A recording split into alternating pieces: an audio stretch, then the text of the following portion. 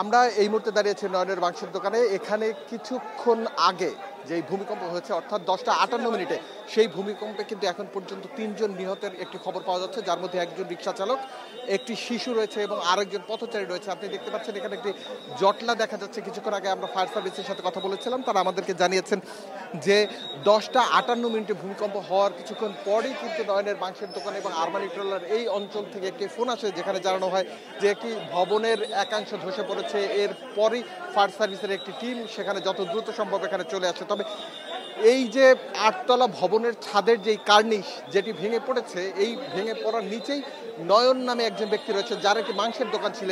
আজকে শুক্রবার বলে অনেক মানুষের একটি জটলা ছিল এই মাংসের দোকানের সামনে। বিভিন্ন জায়গা থেকে বিভিন্ন ব্যক্তি এসেছিলেন এখানে মাংস কিনতে।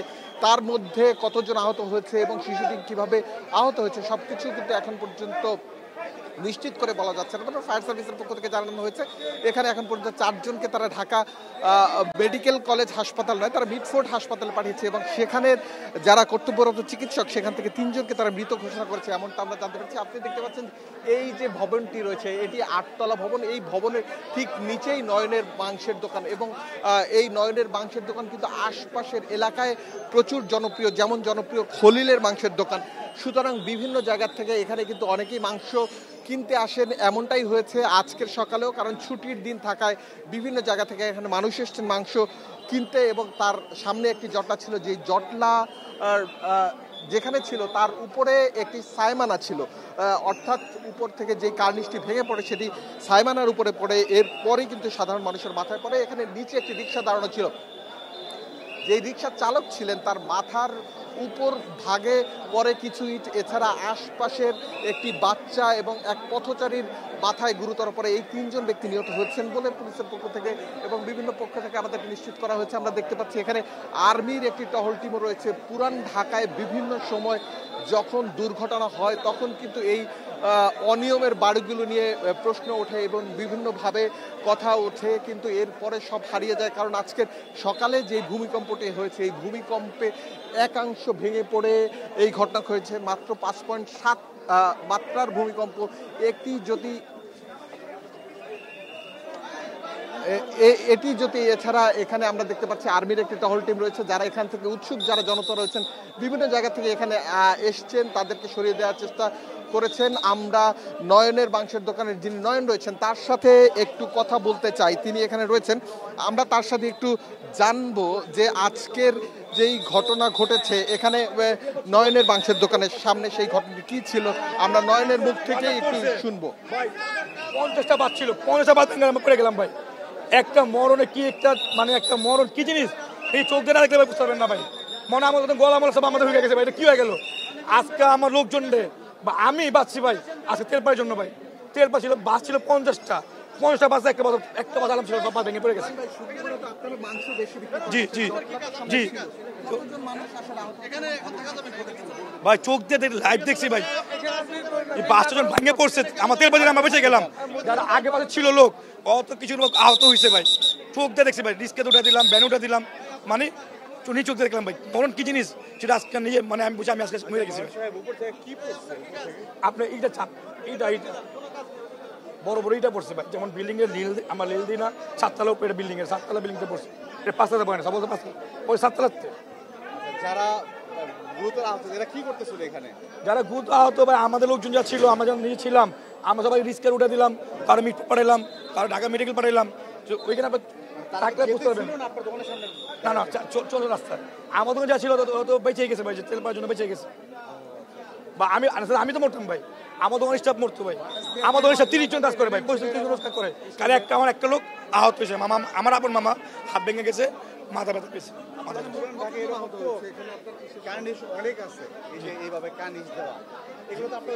না না এটা কার্নিশে তো পড়ে নেই ভাই, এটা ছাদেতে বসে ভাই, বিল্ডিং বাউন্ডারি ছিল, ছাদ বাউন্ডারি ছিল না ওইটা পড়ছে ভাই। এটা তো ভাই আপনি কোনো কার্নিশে পড়ে নেই ভাই, কার্নিশে পড়তে আহত না। এখানে দাঁড়ানো ছিলেন না, আমি আপনি 12টার দিকে আসছি আর কি, মানে একটা বাউন্ডারি ওয়াল ছিল তো, ছাদে সাইডে ওয়াল থাকে না বাউন্ডারি, ওই ওয়ালটা আর কি পড়ে গেছে গা।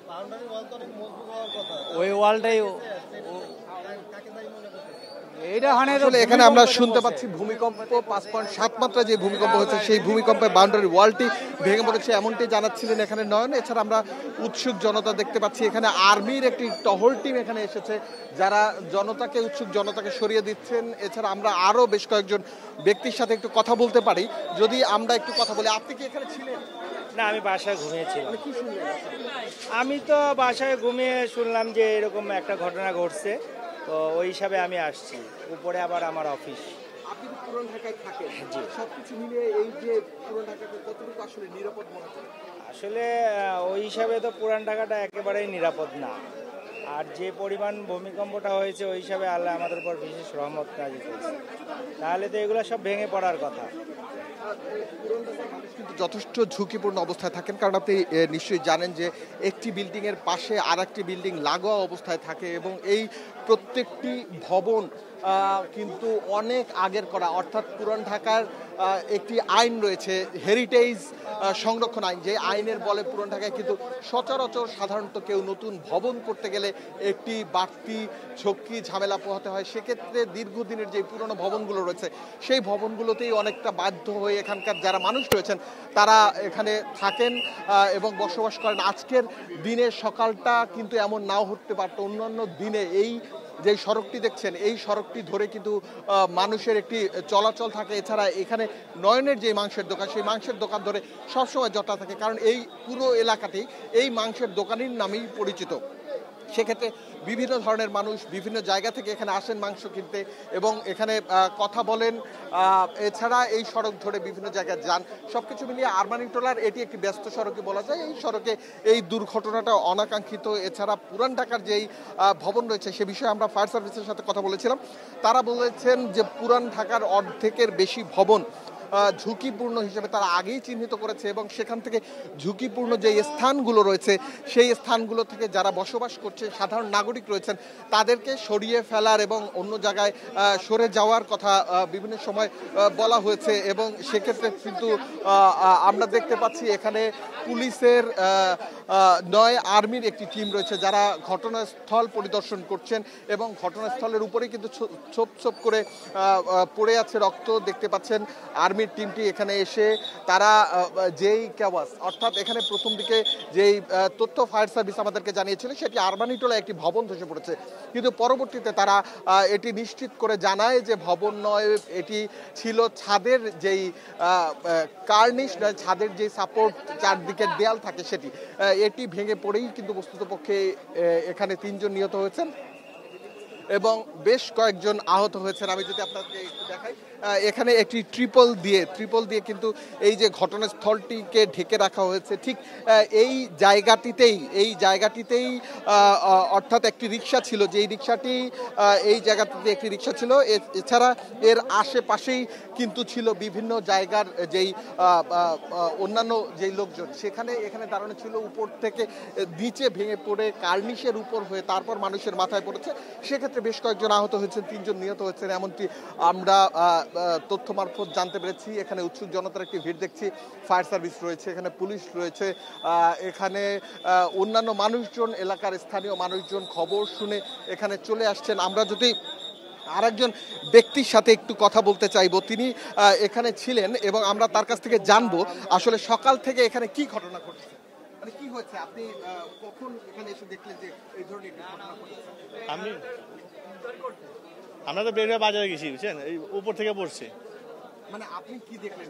আমি আসছি বাজার থেকে, আসা দেখি এখানে রক্ত, মানুষজন নিয়ে চলে গেছে। ঘটনা কতক্ষণ পরে এসেছেন? আমি ঘটনা 5-7 মিনিট 10 মিনিট পরে আসছি।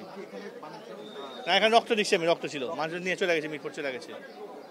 আমরা শুনতে পাচ্ছিলাম একজন ব্যক্তি যিনি ঘটনার 5 থেকে 7 মিনিট পরই এখানে চলে এসেছেন এবং তিনি জানাচ্ছিলেন এখানে এসে তিনি রক্ত দেখতে পেয়েছেন এবং এখান থেকে বেশ কয়েকজনকে একটু নিয়ে যাওয়া হয়েছে হাসপাতালে। আমরা যদি আরো একজন ব্যক্তির সাথে একটু কথা বলতে চাই, ভাই একটু আসবেন আপনি। আমি শুনছিলাম যে কতজন আহত হয়েছে আসলে এখানে? আমি তো বাসায় ছিলাম, বাসাতে বের হয়ে শুনলাম যে এখানে একটা দুর্ঘটনা ঘটছে, ভূমিকম্প থেকে ওয়াল পড়ে গেছে।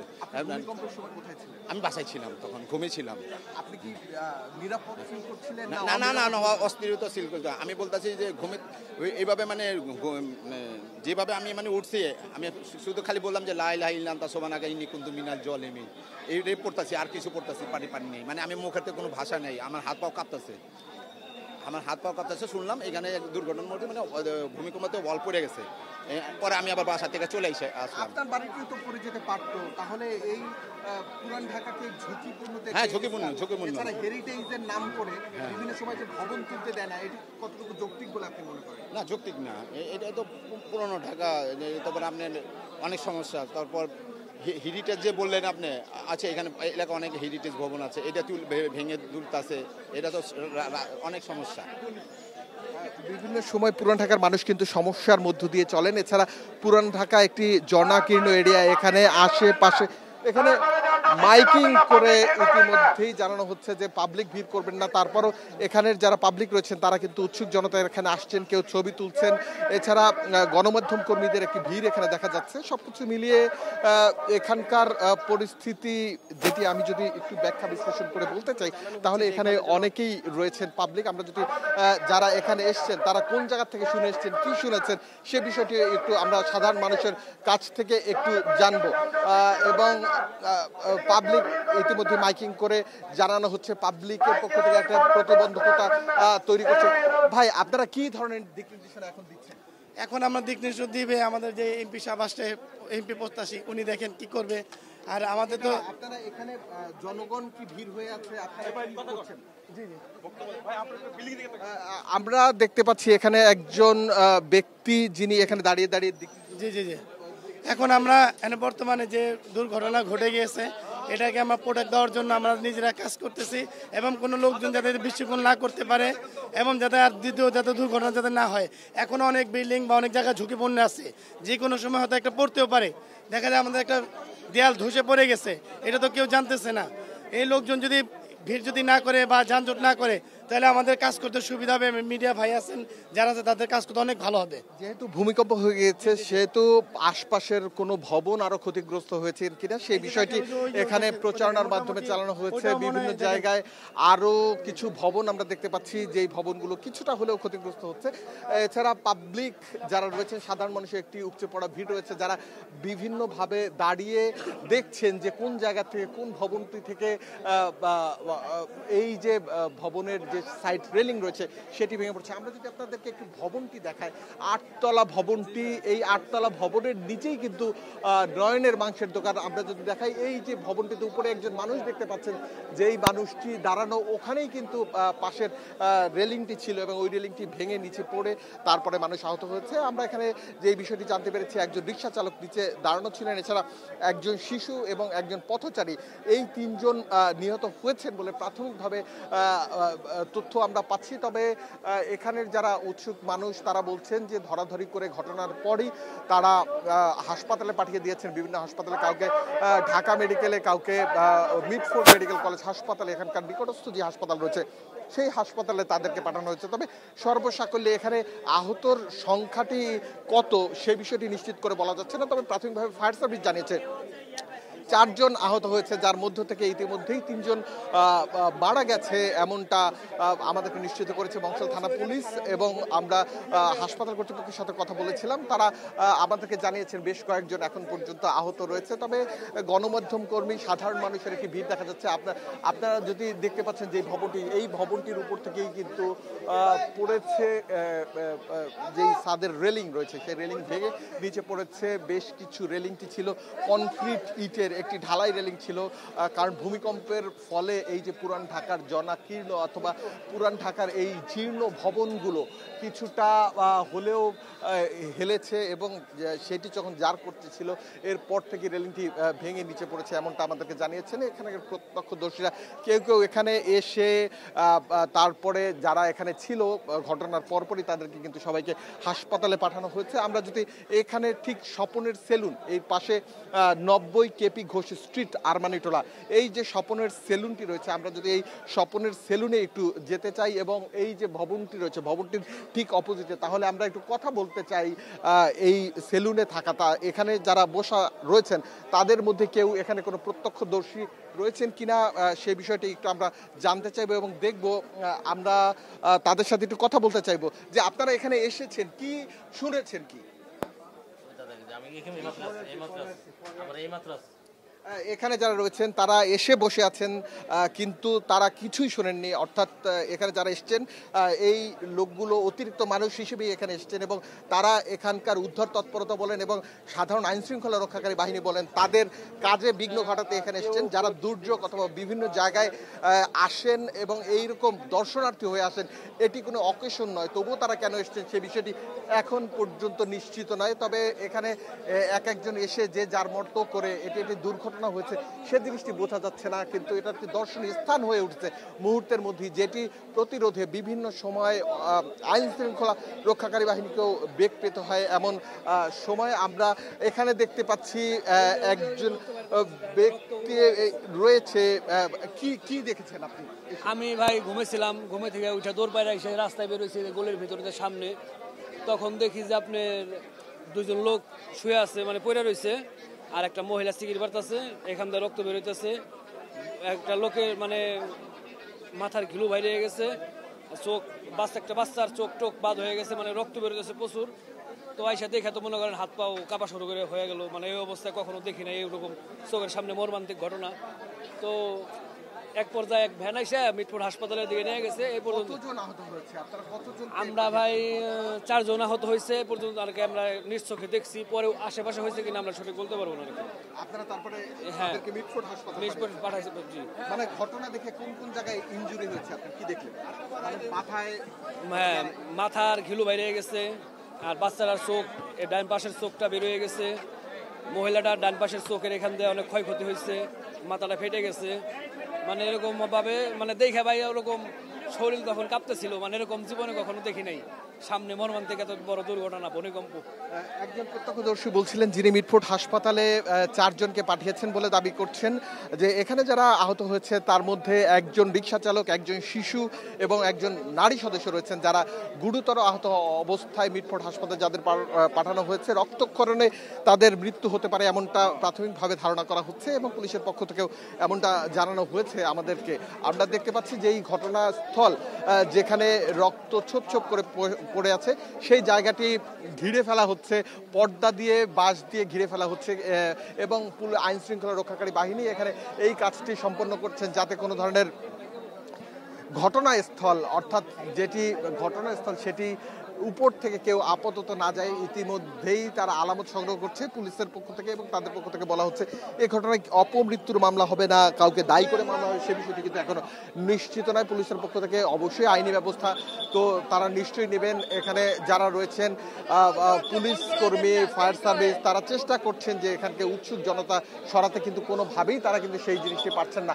এখানে শুধু এই ভবনটি না, এর আশপাশের যে কটি ভবন রয়েছে প্রত্যেকটি ভবনই কিন্তু এমন ঝুঁকিপূর্ণ। যদি রিক্টার স্কেলে 5.7 মাত্রার ভূমিকম্প না হয়ে সেই ভূমিকম্পটি আরও দীর্ঘ সময় অথবা আরও রিক্টার স্কেলের মাত্রা যদি আরও বাড়তো তাহলে সেক্ষেত্রে দুর্ঘটনার পরিমাণ অনেক বাড়তে পারত। প্রতিদিনই জীবনের সাথে যুদ্ধ করে একটা অনিশ্চয়তার মধ্যে কিন্তু পুরান ঢাকার মানুষ বসবাস করেন। তাদেরকে বিভিন্ন সময় ভূমিকম্প প্রতিরোধ বাড়ি এবং হলে যে একটি আস্থার বাড়িতে থাকতে বলা হলেও কিন্তু তারা বিভিন্নভাবে ভাড়া সংকুলন বলেন, সবকিছু মিলিয়ে বলেন, পৈতৃক বাড়ি বলেন, তারা কিন্তু এখানে থেকেই যাচ্ছে। তাদেরকে কোনোভাবেই কিন্তু এখান থেকে সরানো যাচ্ছে না। সরকারের পক্ষ থেকে বিভিন্ন সময় বিভিন্ন ধরনের নোটিশ দিয়েও এটিকে সরানো যাচ্ছে না।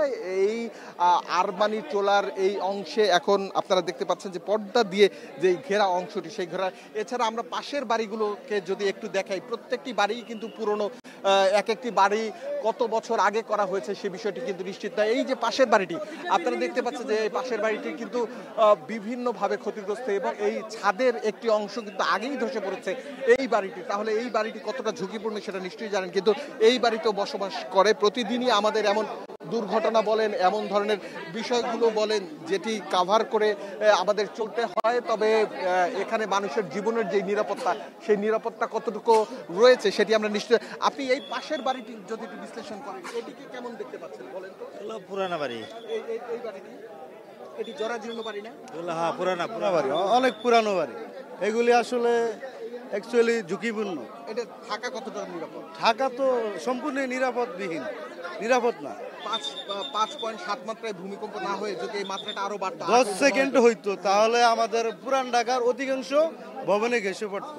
ঠিক আছে, মন্তব্য অনেক পুরান বাড়ি, এটি তো অনেক মানে হালকাও লাগবে পড়ে যাবো, কারণ এটি তো এমনি টেম্পার নাই, টেম্পার গেছে একবারে পুরানো, অনেক পুরানো এইগুলি। পুরান ঢাকায় আপনাদের জ্ঞাতার্থে একটু জানিয়ে রাখি, পুরান ঢাকায় এমন বাড়ি রয়েছে যেই বাড়িগুলো কিন্তু 100 বছরের পুরনো, এমনটাও ধারণা করা হচ্ছে। তবে অধিকাংশ বাড়ি 60 থেকে 70 বছর, কোনোটি 50 বছরের পুরনো, এমনটা আমাদেরকে জানিয়েছে স্থানীয়রা। যদি ভূমিকম্পের মাত্রা আরও বাড়তো সেক্ষেত্রে ভয়ের অনেক কারণ ছিল, এবং সেই বিষয়টি আমরা দেখতে পাচ্ছি এই মুহূর্তে। এই যে ঘটনাস্থল, সেই ঘটনাস্থলে একটি টেবিল বসিয়ে রাখতে চাচ্ছে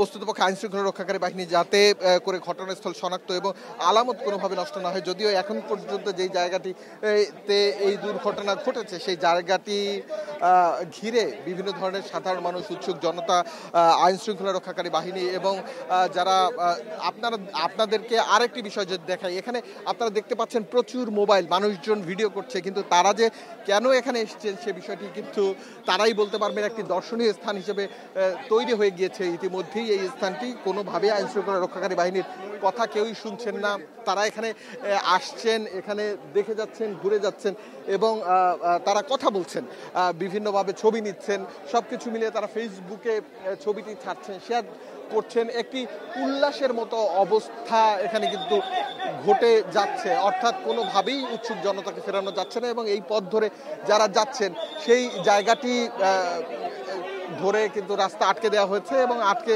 দিয়েছেন উৎসুক জনতাই অনেক ক্ষেত্রে। এই পথ ধরে যারা যাবেন, দৈনন্দিন কার্যক্রম পরিচালনা করবে, সেই পরিচালনায় কিন্তু কিছুটা হলেও বিঘ্ন হচ্ছে। আমরা যদি আপনাদেরকে একটু পাশের বাড়িগুলো দেখাই, পাশের বাড়িগুলো যদি আপনাদেরকে দেখাই, প্রত্যেকটি বাড়ির অবস্থাই কিন্তু একই রকম, সরু জায়গায়, দুই পাশে বিল্ডিং কোড মেনে রাজুকের যেইভাবে ভবন নির্মাণ করার কথা, সেই ভবন কিন্তু পুরান ঢাকায় একটিও আছে কিনা সন্দেহ। তবে রাজুকের বিভিন্ন সময় অভিযান আমরা দেখেছি, তবে এই অভিযান অনেক ক্ষেত্রেই লোক দেখানো, এমনটা বলছেন সংশ্লিষ্টরা। কারণ রাজুকের অভিযান শেষ হয় কিন্তু কোনো কিছুরই পরিবর্তন হয় না, হয়তো কিছু কিছু জায়গায় জরিমানা হয়। এইভাবে পুরান ঢাকায় শুধু এই ঘটনা না, এ ছাড়া বেশ কিছু ঘটনা বিভিন্ন সময় ঘটেছে, অগ্নিকাণ্ডের মতো ঘটনা ঘটেছে, যে সময় ফায়ার সার্ভিস থেকে শুরু করে বেশ কয়েকজন আহত হয়েছেন, অনেক মানুষ নিহত হয়েছেন। কিন্তু এরপরে সিটি কর্পোরেশনের পক্ষ থেকে, রাজুকের পক্ষ থেকে ভ্রাম্যমাণ আদান পরিচালনা হলেও সেটি কিন্তু সময়ের সাথে সাথে পৃষ্ঠার মধ্যেই সেটি সীমাবদ্ধ থাকে, কোনো জিনিসই আলোর মুখ আসলে দেখে না। এবং এখানে যারা এসছেন তারা উৎসুক জনতা। আমরা যদি এইসব জনতাদের সাথে কথা বলতে চাই এবং পুলিশের যেই সব মানুষজন এখানে রয়েছেন, আমরা একটু তাদের সাথে কথা বলতে চাই যে তারা উৎসুক জনতাকে ঠেকাতে কি ধরনের সমস্যায় পড়ছেন। এখানে যারা স্থানীয় রয়েছেন তারাও অনেকটা বিব্রত হয়ে যাচ্ছেন এবং অনেকেই ভাইয়া, উৎসুক জনতা থামাতে আপনাদের কি ধরনের বেগ পেতে হচ্ছে? ভাই এখানে তো পেরেশানি লাগতেছে, দেখতেছেন মানুষের অভাব নেই, কারো বলতে কেউ চাপতেছে না, না কেউ শুনে না। এরকম একটা দুর্ঘটনা কবলিত স্থানে এরকম মানুষের উৎসুক জনতার আসার কি কথা, তাদের থাকার কথা? এখন না, এই হিসাবে থাকা উচিত না এখানে, কিন্তু গিজ গাছ এলাকা তো এখানে সবসময় মানুষ চলাফেরাই করে। প্রতিদিন এই সড়ক ধরে কি পরিমাণ মানুষ যাওয়া? অনেক অনেক হাজার হাজার মানুষ, হাজার মানুষ এখান দিয়ে যায়। অনেক ব্যস্ততম এই জায়গাটা, কসাইটলি এবং এগুলি সব কনজেক্ট এরিয়া। সুতরাং এখানে অনেক বছরের পুরাতন দালানও রয়েছে, 100 বছর 200 বছর, কিছু নতুনও আছে। কিন্তু আমার জীবনে আমি প্রথম এত ভয়ঙ্করভাবে ভূমিকম্পর অনুভূতি হয়েছে আমি কখনো পাইনি। অ্যাটলিস্ট এখন সবাই আতঙ্কে আছে। আমি বাংলাদেশের জনগণের কাছে দোয়া করছি, আজকে শুক্রবার জুমার দিন, সবাই সকল জনগণই দেশের জন্য দোয়া করুন, আল্লাহ পাক আমাদেরকে হেফাজত করুক।